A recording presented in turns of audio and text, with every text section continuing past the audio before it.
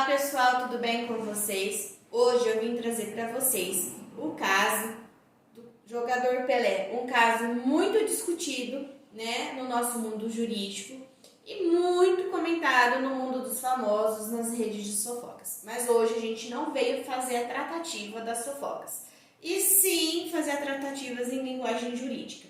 O porquê que a Márcia não recebeu, não é mesmo? A herança, não participou da partilha de herança do Pelé. Vou tentar explicar para vocês, ou melhor dizendo, vou explicar para vocês o porquê que aconteceu tudo isso, todo esse burburinho no mundo jurídico. Vamos lá?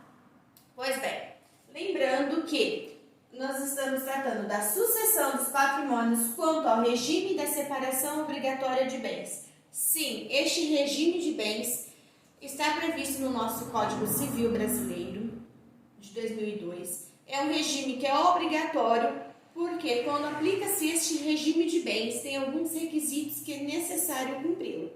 Vamos conhecer um pouquinho mais sobre esse artigo? Ele vem previsto no artigo 1641 do Código Civil. Pois bem, este artigo ele fala: é obrigatório o regime da separação de bens no casamento das pessoas que contraírem com observância das causas suspensivas da celebração do casamento. Inciso 1. No inciso 2 fala da pessoa maior de 70 anos. 3. Todos os que dependerem para casar de suprimento judicial.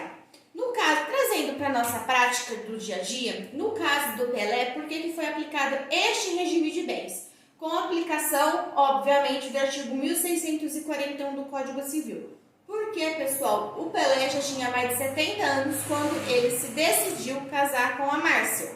Logo, foi obrigatório aplicar este regime de bens ao casamento deles. Mas aí você me pergunta, doutora, qual a aplicação deste regime de bens na sucessão?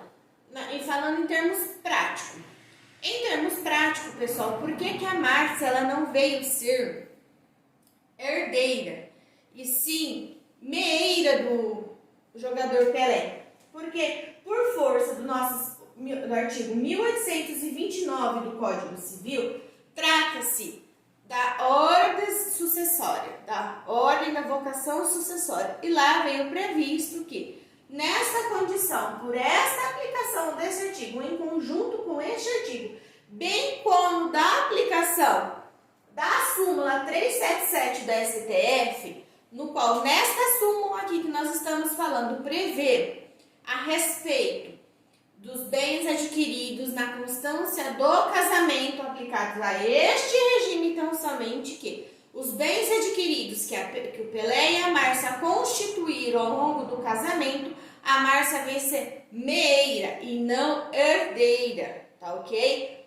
Por isso que teve todo esse burburinho. Aí você me pergunta, doutora, mas se a Márcia foi a escolha do Pelé para ser sua companheira até o fim de vida, a sua companheira para participar dos seus bens, não há nada que poderia ser feito nessa situação? Eu te respondo, em linguagem jurídica, sim, temos a previsão através do nosso documento que chama planejamento sucessório.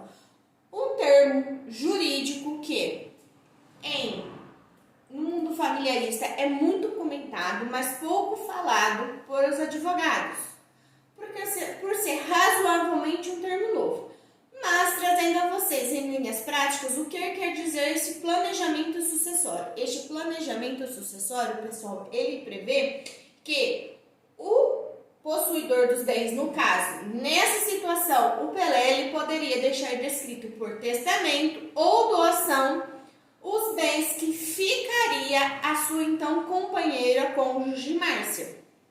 Mas ele não o fez. Por isso que teve todo o burburinho que teve quando do falecimento dele, porque que a Márcia não era herdeira, apenas meeira, porque não houve esse documento do planejamento sucessório que aplicasse a ela, tá ok?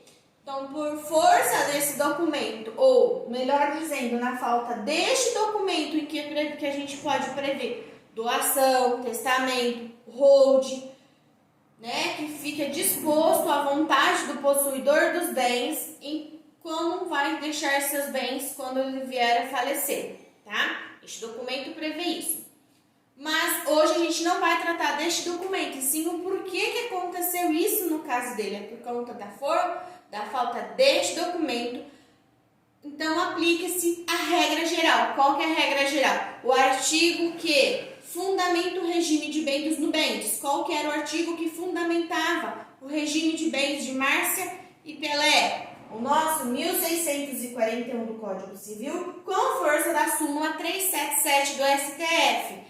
Então, por isso, a Márcia se tornou meeira e não herdeira, tá ok? E vindo assim, a aplicação em termos sucessórios do nosso artigo 1829 do Código Civil. Esclarecido para vocês o porquê que a Márcia se tornou meeira e não herdeira, explicando qual que funciona a sucessão quando se tratamos do regime da separação obrigatória de bens. Espero que tenha ficado esclarecido para vocês. Lembrando que eu, doutora Nayara, me encontro à disposição de vocês em caso de dúvidas, tá ok? Me chame do direct ou comente logo após abaixo desse vídeo. Estou aqui, em breve trago mais informações, notícias, questionamentos ou esclarecimentos do nosso mundo jurídico familiarista a você que me segue. Até mais. Tchau, tchau.